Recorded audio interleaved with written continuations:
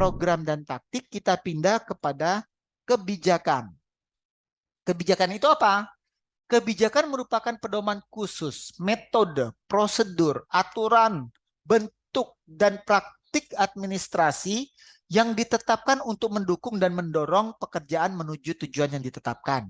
Jadi setiap perusahaan pasti punya kebijakan-kebijakan, ya, kebijakan di bidang marketing, ke bidang keuangan, dan sebagainya. Nah, kebijakan merupakan instrumen penting untuk implementasi strategi dengan alasan, satu, kebijakan memberikan batasan pada jenis tindakan administrasi yang dapat diambil untuk memberikan penghargaan dan sanksi bagi perilaku.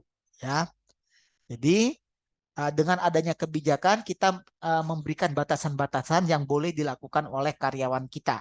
Ya, sehingga nanti kalau dia melampaui kita beri penghargaan, sebaliknya kalau melanggar bisa dikenakan suatu tindakan. Ya. Yang kedua, membiarkan karyawan dan manajer tahu apa yang diharapkan dari mereka. Dengan demikian, meningkatkan kemungkinan bahwa strategi akan diterapkan berhasil. Dengan kita membuat pedoman kebijakan terkait katakan suatu program gitu ya, maka karyawan itu ada pedomannya. Ya. Yang ketiga, memberikan dasar untuk pengendalian manajemen dan memungkinkan koordinasi lintas unit organisasi. Nah, kebijakan ini menjadi dasar untuk kita mengendalikan. Oh, misalnya terjadi konflik antar subdivisi, antar subdepartemen. Nah, itu bisa kita lihat bagaimana dengan pedoman terkait kebijakan di bidang yang dikonflikkan tersebut. Ya. Yang keempat, mengurangi jumlah waktu yang dihabiskan manajer untuk membuat keputusan. Ya. Kebijakan juga memperjelas apa pekerjaan yang harus dilakukan dan oleh siapa.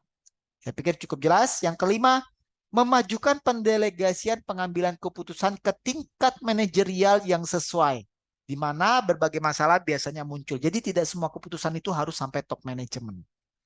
Yang keenam, menjelaskan apa yang bisa dan tidak bisa dilakukan dalam mengejar tujuan organisasi. Nah, inilah yang disebut kebijakan. Kebijakan ini perlu dalam rangka kita mengimplementasikan strategi.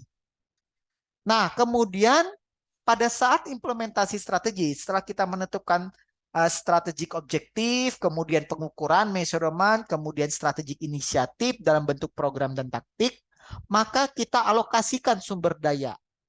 Nah, setiap organisasi pasti memiliki 4 sumber daya, yaitu keuangan, sumber daya manusia, teknologi, dan sumber daya fisik.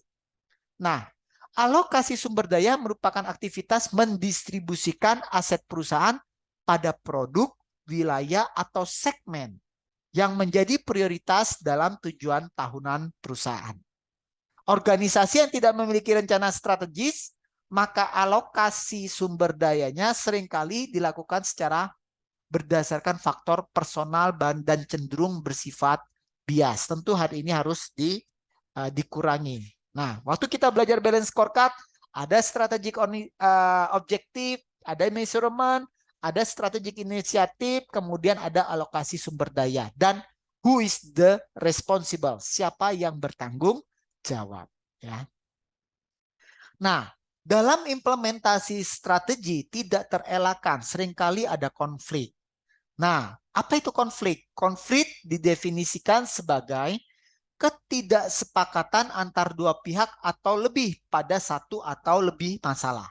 Ya, jadi mungkin menurut A cara terbaik adalah metodenya begini, menurut B cara terbaik adalah metodenya yang berbeda. Ya.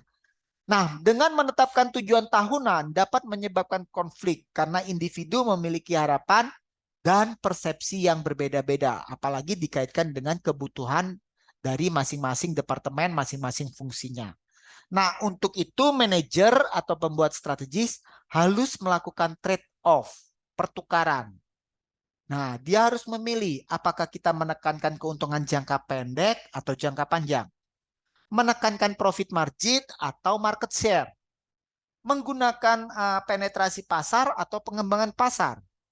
Mengejar pertumbuhan atau stabilitas. Nah, itu semua adalah sifatnya trade-off. Kita pilih satu, maka kita mengorbankan yang lain. Trade-off ini tidak terelakkan karena perusahaan memiliki sumber daya yang terbatas. Nah, bagaimana kalau terjadi konflik? Nah, tentu harus kita kelola. Yang pertama, caranya adalah avoidant. Nah, kalau avoidant ini kita apa yang harus kita lakukan? Ini penghindaran masalah. Nah, bila terjadi masalah, maka kita terhadap hal-hal yang berbeda itu kita abaikan dengan harapan nanti pelan-pelan nanti akan terselesaikan dengan sendirinya. Atau dengan cara kedua, defusi. Kalau cara kedua defusi itu kita mengecilkan perbedaan antar pihak yang berkonflik sambil menonjolkan persamaan dan kepentingan bersama. Jadi di antara pendapat-pendapat pihak yang berbeda tersebut kita cari persamaannya seperti apa, ya. Yang ketiga konfrontasi, di mana kita terhadap pihak yang berkonflik tersebut kita coba tukar role playing. Jadi si A berkonflik dengan si B. Kita tukar tuh. A, kamu sekarang saya pindahkan ke B. B, saya pindahkan ke A sebulan. Coba lihat bagaimana nanti keputusannya. Karena dengan mereka berubah peran, role playing tersebut seperti itu, mereka akan tahu apa sih yang dihadapi oleh masing-masing pihak tersebut. Sehingga kalau mereka sudah memahami kesulitan-kesulitan yang dialami oleh masing-masing pihak, fungsi atau departemen tersebut, maka nanti diharapkan mampu menyatukan pandangan mereka. Ya. Nah, kemudian terkait dengan tujuan pembelajaran kedua, yaitu bagaimana hubungan struktur organisasi perusahaan dengan strategi. Nah, biasanya yang namanya struktur organisasi itu dimungkinkan berubah bila mana terjadi perubahan strategi. Sehingga dikatakan structure follow strategy. Nah, pada dasarnya tidak ada satu desain struktur organisasi yang optimal untuk semua organisasi. Semua harus disesuaikan case per perusahaan, ya.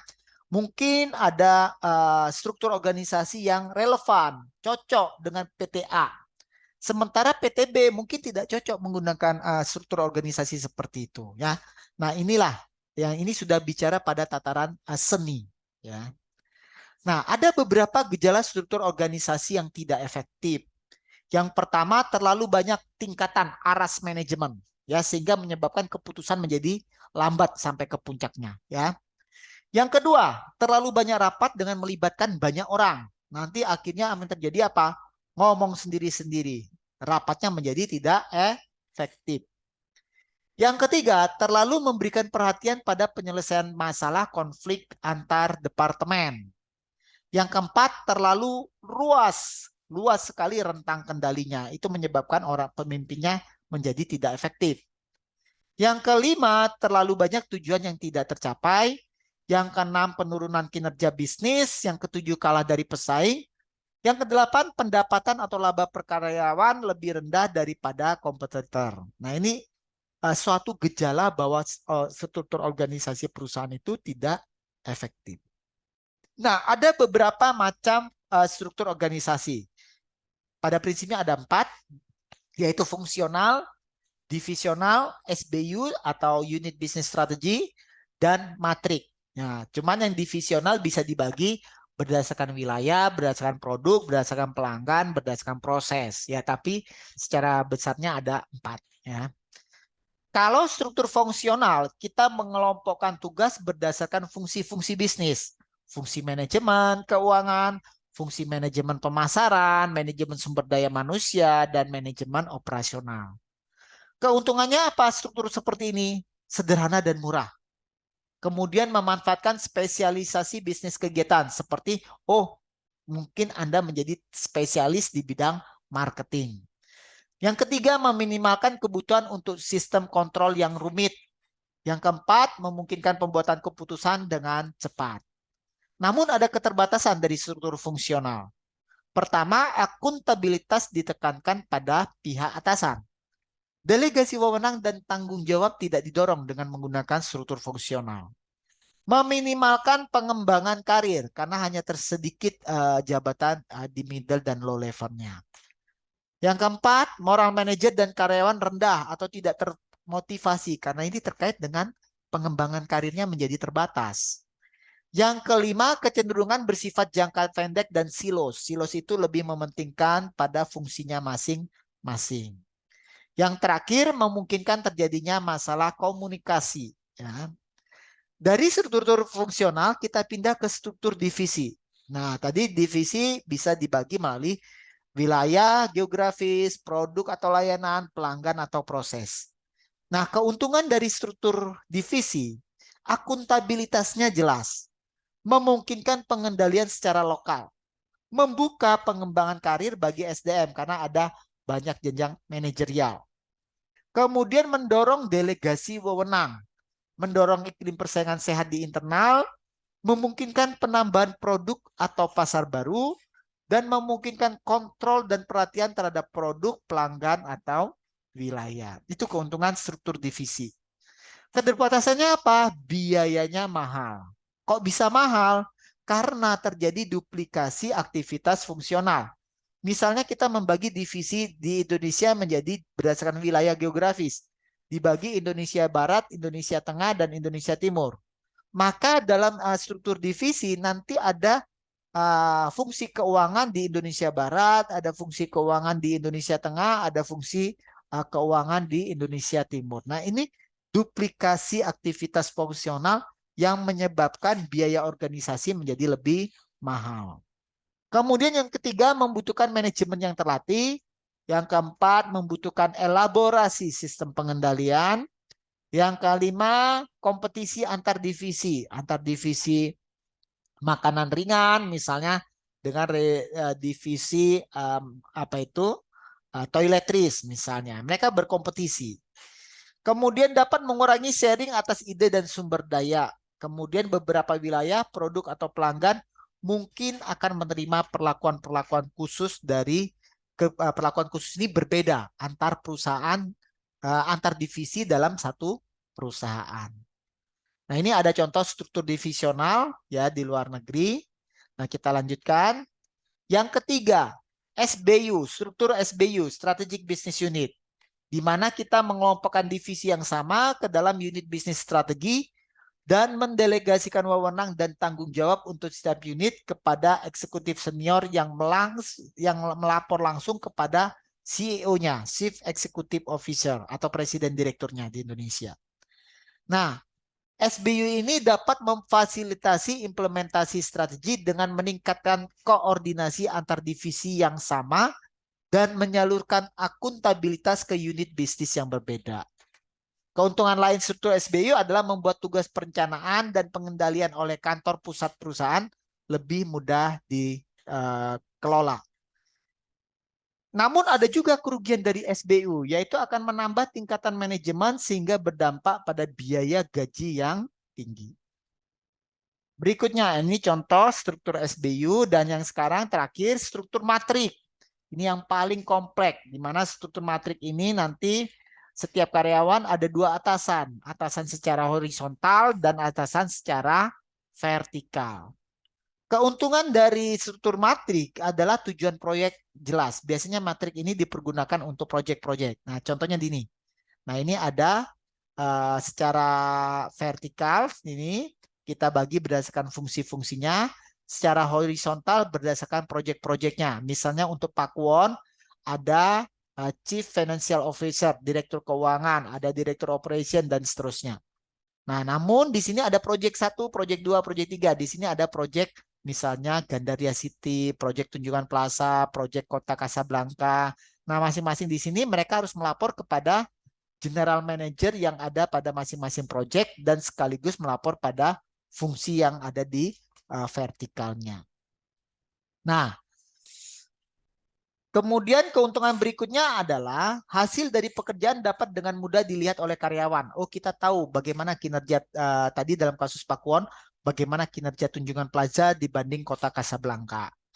Mudah untuk mengentingkan suatu proyek. Oh, kalau ternyata proyeknya tidak menguntungkan, ya sudah kita jual aja mallnya. Ya.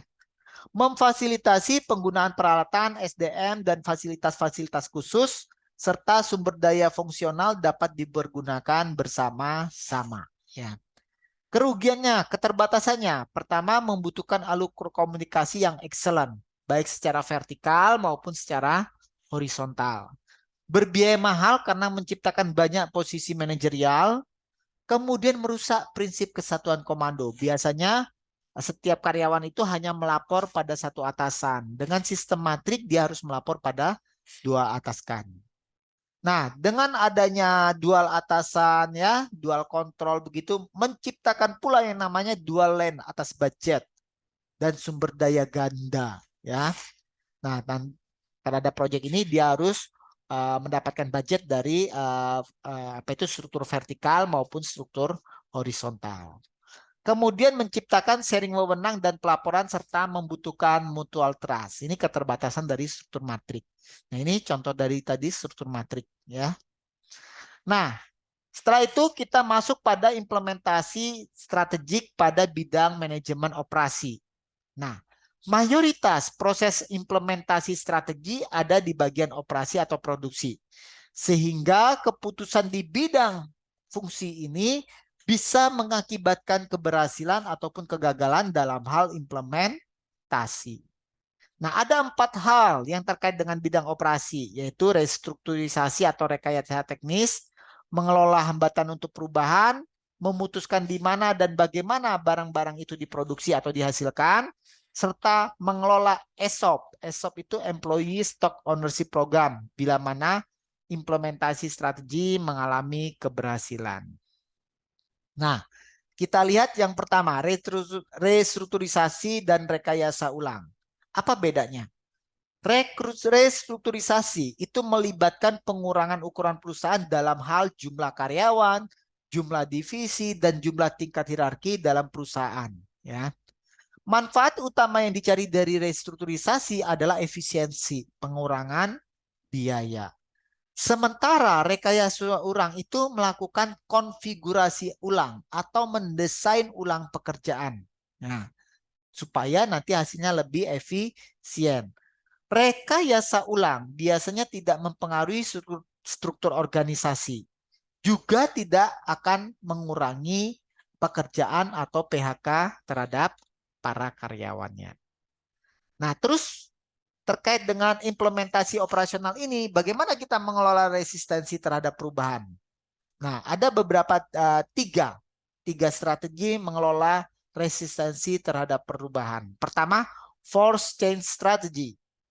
Jadi kita akan melakukan perubahan dengan cara memaksa, berikan perintah dan tegakkan perintah itu. Nah, jadi seperti model kepemimpinan komando.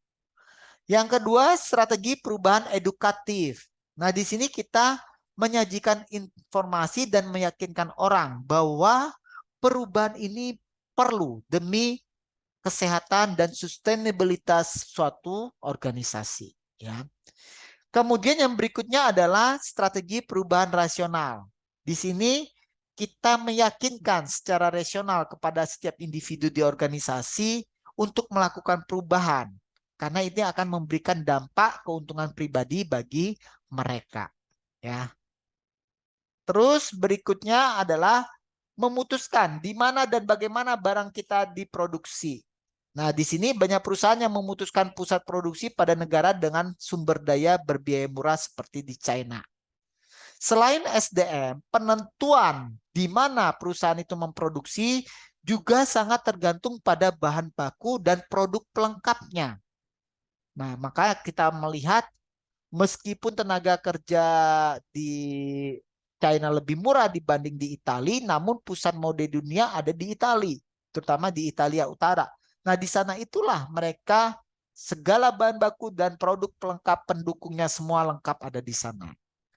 Nah, kemudian proses produksi just in time menjadi salah satu pilihan yang akan mengurangi biaya sekaligus meningkatkan kualitas. Nah, apa itu just in time?